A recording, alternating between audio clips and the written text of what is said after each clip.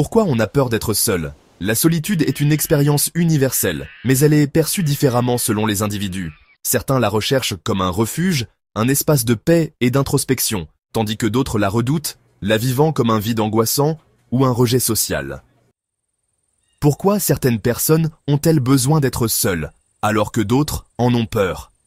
Quels mécanismes psychologiques et sociaux expliquent cette différence? Cette analyse explore en profondeur ces questions, en adoptant les deux perspectives. Pourquoi avons-nous peur d'être seuls? La peur de la solitude est souvent irrationnelle, mais elle trouve ses racines dans plusieurs aspects fondamentaux de notre psychologie et de notre condition humaine. Un héritage biologique et évolutif. L'être humain est une espèce sociale. Depuis la préhistoire, la survie dépendait du groupe. Être seul signifiait un danger accru. Prédateurs, manque de ressources, vulnérabilité. Conséquence aujourd'hui. Même si nous ne sommes plus menacés par les loups, notre cerveau archaïque associe toujours la solitude à un sentiment de danger ou d'abandon. La peur du vide et du face-à-face avec soi-même. Beaucoup de gens fuient la solitude, car elle les confronte à eux-mêmes. Sans distraction, on se retrouve face à nos pensées, nos doutes, nos insécurités. Et parfois, c'est insupportable. Exemple, une personne qui évite constamment la solitude peut le faire pour ne pas affronter un mal-être profond, comme des traumas, des regrets ou la peur de l'échec. La peur du jugement et du rejet social. Nous avons été conditionnés à associer la solitude à un échec social. Dans une société qui valorise l'interaction et la connexion constante, comme les réseaux sociaux, le travail d'équipe et la vie de couple, être seul est souvent perçu comme une anomalie ou une marginalisation.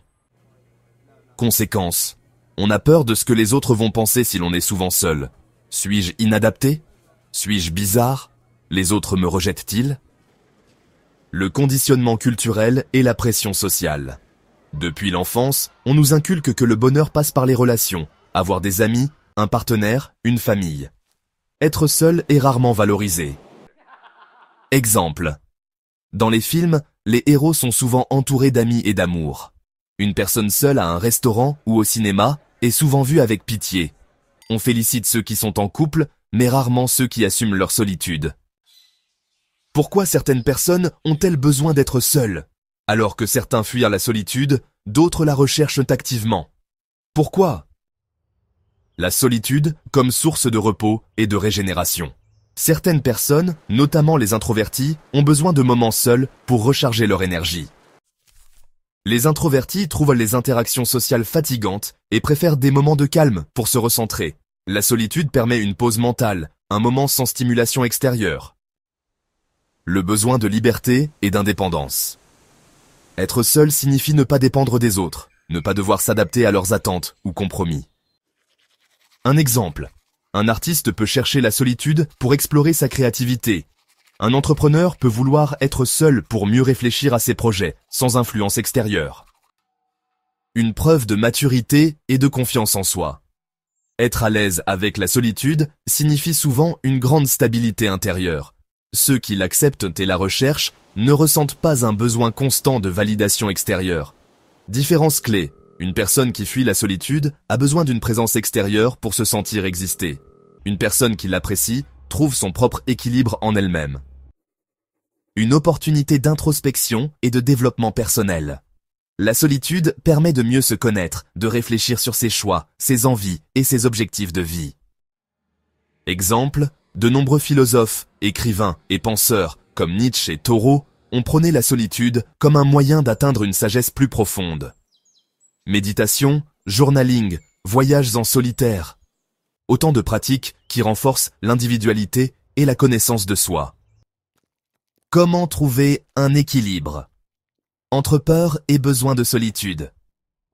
Ni l'excès de solitude, ni l'excès de sociabilité ne sont bons. Voici quelques conseils pour mieux apprivoiser la solitude et en tirer parti.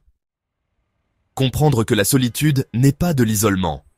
Être seul ne signifie pas être abandonné ou rejeté. C'est un choix personnel qui peut être bénéfique si bien géré. Astuce. Changer sa perception de la solitude en la voyant comme une opportunité plutôt qu'un manque. Se confronter progressivement à la solitude. Pour ceux qui en ont peur, il est important d'y aller progressivement. Commencez par de courts moments seuls, comme une promenade sans musique ou un café en solo.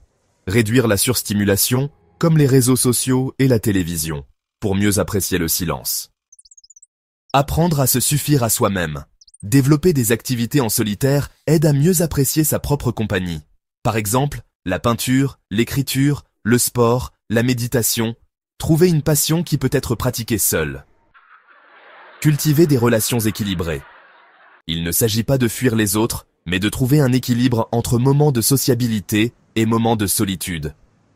Phrase clé, je veux des relations qui m'enrichissent, pas qui me comblent.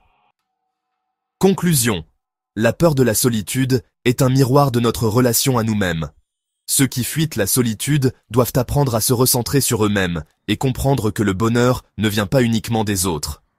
Ceux qui recherchent de la solitude doivent veiller à ne pas tomber dans l'isolement total, au risque de perdre des connexions essentielles. La clé est d'apprendre à apprécier sa propre compagnie. Comme l'a dit Jean-Paul Sartre, si tu te sens seul quand tu es seul, c'est que tu es en mauvaise compagnie. Alors, la vraie question est, quelle est ta relation avec toi-même ? Et voilà, on arrive à la fin de cette vidéo. J'espère qu'elle t'a aidé à mieux comprendre la solitude et la manière dont elle impacte nos vies. Dis-moi en commentaire, es-tu plutôt du genre à aimer être seul ou à redouter la solitude ? J'ai hâte de lire vos avis.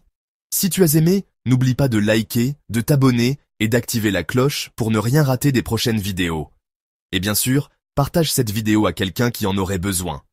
Merci d'avoir regardé, prends soin de toi et à très vite pour une nouvelle vidéo.